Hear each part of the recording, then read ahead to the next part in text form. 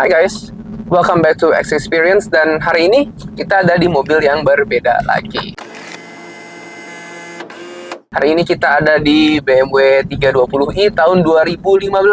Tapi ini mobil bukan keluaran, tapi ini di tahun 2016. Sekarang berarti umur mobilnya sebenarnya udah 10 tahun. Tapi secara kepemilikan ini 9 tahun. Ya, gue salah satu orang, bukan gue ya, keluarga gue salah satu orang. Salah satu keluarga yang beli mobilnya itu baru.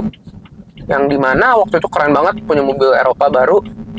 Tapi sekarang ya harganya aja udah setengahnya. Dulu ini beli di 2016 akhir. Ini belum zaman LCI ya, ini masih yang F30. Harganya itu ada di sekitar 700 ya, meskipun kena diskon ya karena udah mau keluar LCI. Secondnya sekarang dari 5 tahun yang lalu kurang lebih udah ada 300-an, 350, 400. Sekarang aja kayaknya ada yang udah nyentuh 200 gede. Ya sebagai pengguna pertama yang beli pertama, terus kita kayak, ya gila masa udah nggak ada value-nya nih mobil kalau mau dijual lagi. Tapi ya begitulah kalau namanya kita beli mobil Eropa. Tapi meskipun harganya turun jauh, bukan berarti kualitas mobilnya itu jelek. Ya gue pakai selama 9 tahun ini sih baru 37.000 km sebenarnya juga ya, nggak segitu banyak juga mobilnya dipakai. Tapi ya begitulah namanya, tadi gue bilang lagi, ini beli mobil Eropa. Mobil Eropa di Indonesia itu kebanyakan dijadikan mobil mewah. Meskipun sebenarnya di luar negeri ya mobil aja gitu. Tapi kalau sama kita itu jadi mobil mewah. Meskipun ya mobilnya memang mewah juga sih, gue nggak bisa pungkiri ya. Dan mobilnya itu sebenarnya enak. Bukan sebenarnya, mobilnya itu enak. Mobilnya itu ya tipikal sedan Eropa lah. Kalau yang belum pernah nyetir mungkin susah juga jelasnya kayak gimana ya. Bantingannya sih nggak keras. Sebenarnya yang penting bukan bantingannya keras, tapi bantingannya itu nggak berisik. Gue bawa Foxy pun empuk, tapi berisiknya buset. Kalau ini enggak, ini lebih ke jaga suaranya, hentakannya juga nggak terlalu tajam. Dan ya mereka memang sudah terbiasa bawa bikin mobil kayak gini. Tapi mungkin mobil sedan lain pun mirip-mirip ya. Gue nggak terlalu banyak bawa sedan karena keluarga gue nggak suka punya sedan. Dan akhirnya nggak kepake karena ya gimana ya, mobil harga mahal kan sayang mau dikeluarin ya. Tiap kali keluar juga ke bengkel mulu buat servis tahunan. Ya 37.000 km tapi udah 9 tahun, tiap tahun tetap pasti keluar. Nah kalau tadi kalian lihat itu salah satu yang buat gue pengalaman kurang enak dari nyetir mobil ini. Tadi kita ngomongin soal maintenance ya, banyak, dia tiap tahun mesti keluar karena mobilnya berisik. Berisiknya maksudnya dia ribut gitu, dia bilang, oh udah mesti servis. Dan tadi gitu bilang, apa yang kurang enak itu adalah transmisi kopling gandanya. Ya memang kalau kalian nyetirnya ngebut kenceng di kecepatan tinggi itu enak karena sigap ya. Tapi kalau misalkan kalian nyetirnya cuma pelan-pelan di dalam kota doang, itu jadi sesuatu yang mengganggu karena sifatnya kalau punya kopling ganda itu mereka akan jerky di putaran bawah, bukan di putaran bawah, di kecepatan rendah. Karena dia bingung ganti-ganti gigi terus 1-2, 1-2, 1-2, 3. Itu yang bikin kita seakan-akan dut-dutan kayak orang nggak bisa bawa mobil manual gitu. Nah tuh, berasa lagi kan. Tapi ya itulah nature, itulah bagaimana memang mobil kopling ganda itu rasanya ya kayak gitu. Mobilnya sendiri sih ya sedan Eropa ya, mau gimana pun dibilang juga enak-enak aja. Tenaga 184 kalau nggak salah ya, torsi 270, mesin 2000 cc twin scroll turbo. Bukan twin turbo ya, beda. Ini twin scroll turbo. Jadi dia satu turbo tapi punya teknologi yang bikin dia seakan-akan punya 2 dorongan turbo lah. Putarannya lebih tinggi buat turbonya. Dan konsumsi bahan bakarnya inilah yang kadang-kadang memang bikin males bawa. Pertama, ini mobil nggak bisa pakai bensin murah. Kedua, dia bukan bahan bakar, dia konsumsi bahan bakarnya itu kalau lagi hemat-hemat bisa di 10,2. Ini sekarang lagi 10,2 km per liter. Tapi kalau lagi dibawa dalam kota berhari-hari terus-terusan, dia akan nyentuh di angka sekitar 9-an. Yang dimana angka 9-an itu nggak tinggi. Angka 9 itu kan nggak tinggi ya. Cukup rendah juga. Jadi punya mobil ini ya tidak menarik itu kalau dibawa sehari-hari. Terutama lagi, ini mobil Eropa di zaman ini, fiturnya itu tuh kurang. Ini mobil 700 juta waktu itu beli, sekitaran segitulah. Tapi nggak ada kamera mundur. 700 juta nggak ada kamera mundur, jangan 360 mundur aja nggak ada. Sensor mundur ada, sensor belakang, depan sebenarnya gue ragu ada apa enggak, tapi kayaknya sih ada. Tapi ya kamera mundur aja nggak ada, men. Hebat bener nggak? Ya ini memang mobil yang gue beli waktu itu tipe terendah, bukan tipe terendah juga sih. Ada yang sportnya satu lagi. Ini tipe yang luxury. Tapi ya masa iya sih mobil Eropa kan terkenal NCAP-nya, Euro NCAP-nya tinggi, tapi ternyata tidak punya kamera mundur. Ini juga memang belum zamannya ADAS yang dimana-mana ada ya. Ini juga ADAS pun nggak ada. Jangankan ADAS deh, cruise control aja tidak ada. Cruise control aja tuh nggak ada ini. Jadi memang ini mobil yang sangat basic. Makanya itu aku bilang, kalau kalian nyari mobil driver's car, ini adalah salah satu mobil yang paling cocok. Pertama, harganya udah murah. Kedua, dibawa nyetirnya enak, bantingannya enak. Sebenarnya bantingannya itu ya tipikal sedan sporty lah, agak kaku. Tapi bantingannya itu lembut. Dia secara stiffness itu itu agak kaku, tapi dia nggak terlalu kasar. Dia tuh lebih lembut gitu jadinya. Nah itu yang bikin beda juga. Tadi sempat kita bahas juga sedikit ya soal suspensi.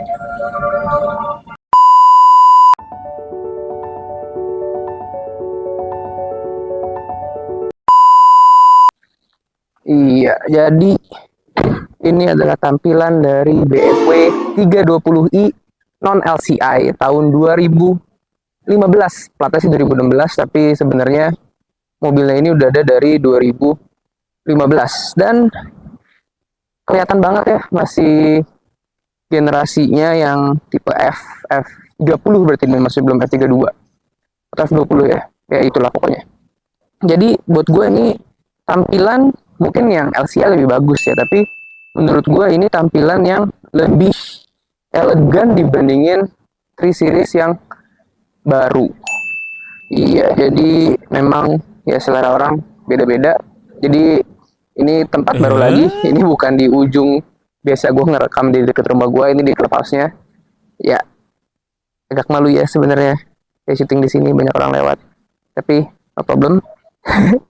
Ini tampilannya dari depan sana mungkin paling kelihatan BMW banget ya, kecuali dari depan, karena dari depan itu kan memang ya buka BMW-nya ketahuan banget.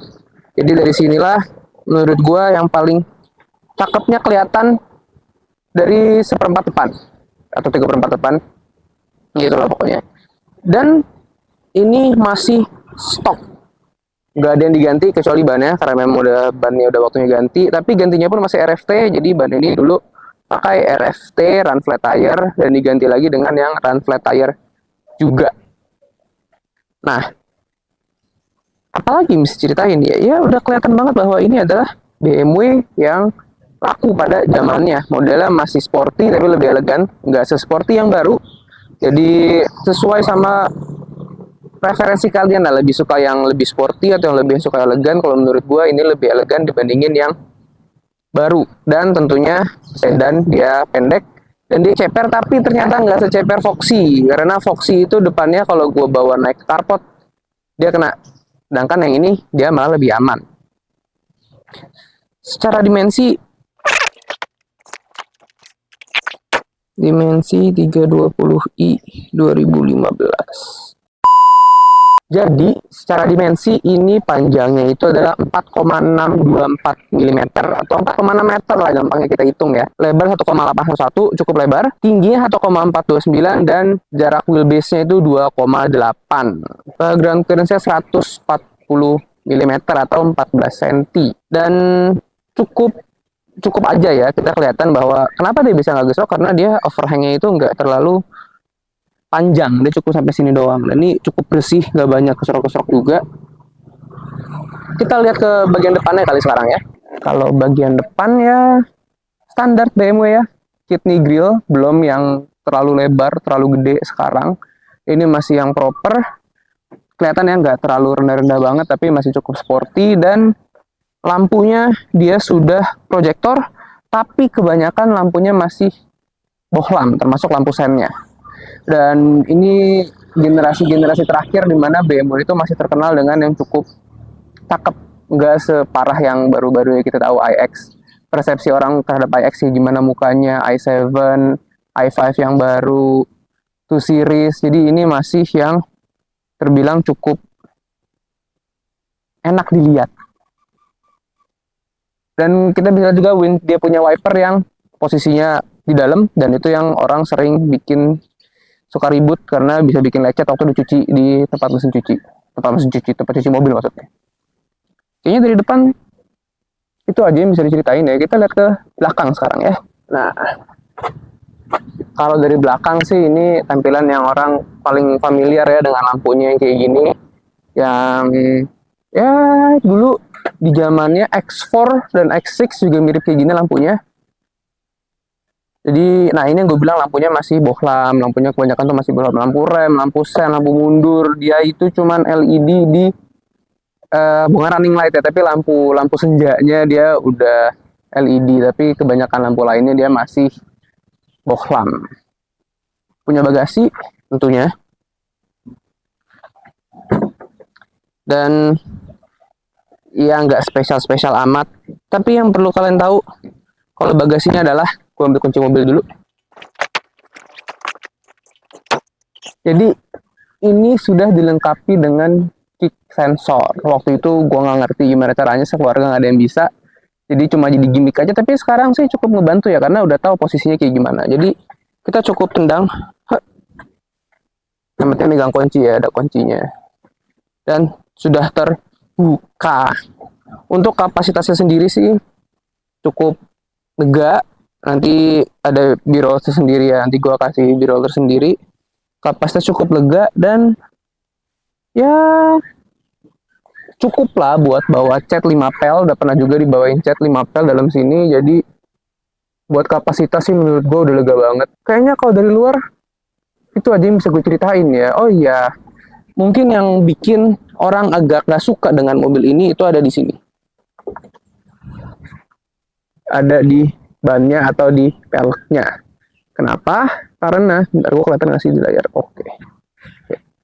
Nah, menurut gue kayaknya banyak orang nggak suka dengan mobil itu ada di bagian bannya atau peleknya. Kenapa? Karena dengan mobil harga waktu itu sekitar 600 jutaan ya, ini kan dibeli 2015 akhir, 2016 awal, itu sebelum LCI, jadi dapat diskon lumayan juga. Kalau nggak salah 700-an waktu itu harganya, 700-an, sekarang udah 1M. Wow. Itu dia masih pakai ring 17 225 50R 17, jadi agak gimana gitu ya, ring 17 gitu, mobil sebagus ini, semewah ini, Eropa, tapi masih ring 17. Tapi sebenarnya sih enak-enak aja dipakai, karena dengan dia ring yang nggak terlalu gede, dia itu masih punya daging bannya itu masih agak tebal di 50. Jadi masih enak buat dikendarai. Mungkin itu yang bisa dikasih tahu dari luarnya. Kita coba lihat bagian dalam. Sama kayak nyuci mobilnya, yang bisa, yang kalau kita ngomongin luarnya itu cepat, nyuci mobil juga ini lumayan cepat bagian luarnya karena nggak banyak yang bisa dibahas. Tapi yang paling penting itu dia masih punya baut untuk roof rack yang masih bisa dipakai di atas. Kita lihat ke dalamnya kayak gimana yuk. Iya, jadi ini adalah penampakan yang ada di dalam mobilnya. Iya, jadi ini posisi pengemudi gue, tinggi gue 175 cm dan masih lega banget. Masih lega banget, memang agak sempit ya, dia itu punya punuk di tengah-tengah sini, jadi agak mengganggu kalau duduk di tengah. Tapi kalau duduk di luar sih udah pas banget posisinya. Kalau mau nyebrang masih bisa. Ini posisi, bukan posisi mengemudi, ini posisi dari penumpang, tapi jarak sih masih oke. Gue nggak ngerti kenapa dulu waktu gue masih pertama-tama punya ini mobil berasanya sempit banget, tapi sebenarnya cukup aja lega gitu loh. Dan yang jelas dia punya sunshade Dan juga dia punya sunshade buat yang kecil di sini. Iya. Ya inilah mobil mewah zaman dulu. Tapi dia nggak punya sunroof, dan ini gue udah ganti. Bukan udah ganti ya, gue udah repair silingnya karena waktu itu silingnya udah lepas dari ininya kainnya. Jadi dilem lagi dan lemnya beda, dia udah nggak seempuk yang pertama. Ini bagian belakang, kita coba ke bagian depan. Dan ini adalah bagian di depannya. Kelihatan ya odometernya benar 38.000. Kenapa beda sama waktu gua nge-review pertama video dalam mobil? Karena itu udah sekitar setahun yang lalu. Enggak setahun yang lalu, tapi seminimal-minimalnya udah 6 bulan yang lalu. Iya. Posisi mengemudinya mantap.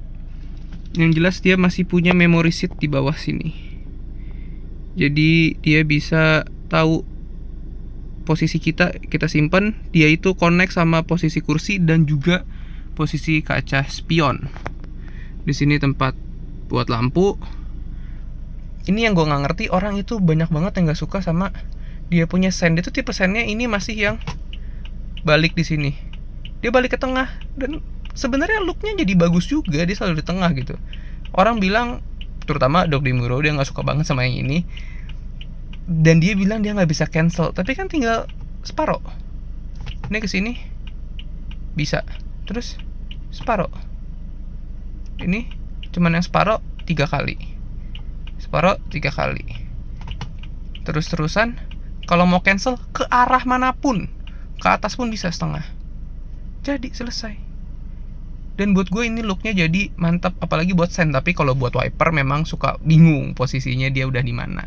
Wipernya udah auto, lampu udah auto, tapi dia nggak punya cruise control, dia cuma punya limit. Dan ini AC-nya posisinya di sini, ini infotainmentnya, dan di sini tempat iDrive-nya. Iya.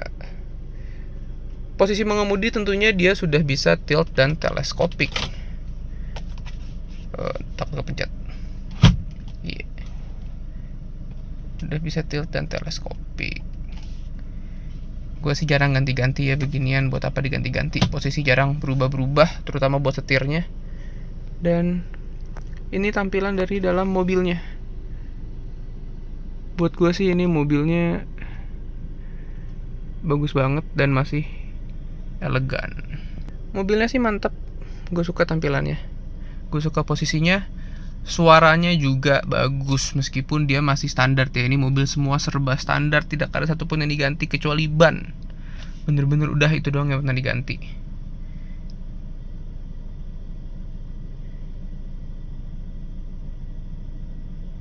Dan bagian depan sih memang agak susah. Oh ya, ini kaca spionnya juga sudah fotokromik, termasuk kaca spion yang ada di kanan dan di kiri. Jadi kalau ada orang yang silau dari belakang, dia udah bisa dibikin hijau biar lebih gelap duluan. Jadi gimana menurut kalian? Mobil yang dulunya di harga 700 jutaan ini sekarang udah bisa dibeli di 200 gede, 300 kecil. Udah dapet BMW mobil Eropa yang memang perawatannya agak mahal. Kemarin gue habis ganti AC, radiator, ganti pompa wiper. Radiator aja itu 11 juta. Wah. Memang perawatan mobil Eropa itu nggak bisa disamain sama perawatan mobil Jepang yang spare partnya di mana-mana banyak dan gampang untuk diambil. Mobil Eropa itu memang perawatannya butuh lebih ekstra. Jadi sama kayak kata-katanya Fitra Eri, kalau kalian beli mobil Eropa second itu biaya perawatan yang ada di kepala itu harus sama dengan biaya perawatan di harga dia waktu masih baru. Karena dia agak sensitif terhadap barang-barangnya. Tapi ya setengah harga lebih, men. Gimana kalau menurut kalian? Tertarik nggak sama mobil kayak gini, mobil second Eropa di harga 200 jutaan, atau kalian lebih milih mobil Cina yang baru, let's say dengan berat hati MG4 EV di harga 350 jutaan? Mana yang kalian kira-kira lebih suka? Kalau dari gaya jelas ini lebih berkelas kemana-mana dibandingkan mobil China. Tapi kalau soal praktikalnya soal mana yang lebih logis dipakai, jelas itu mobil China. Tapi ya kembali lagi, beli mobil Eropa itu bukan memikirkan bagaimana itu masuk ke logika, tapi bagaimana kalian bisa mendapatkan hal yang sesuai dengan emosi kalian. Kalau menurut gue sih dengan harga segitu, kalian memang nyari mobil untuk gaya, nggak ada salahnya nyari mobil yang generasi ini. Kenapa? Karena mungkin memang secara teknologi Eropa itu agak jauh, tapi soal gaya, soal kualitas, itu Eropa di zaman ini masih belum ada lawannya, apalagi dibandingkan dengan mobil China dan dengan mobil dari Jepang. Itu aja dari gua untuk review mobil ini. Like and dislike as you like it, dan see you in the next video. Malu men, malu.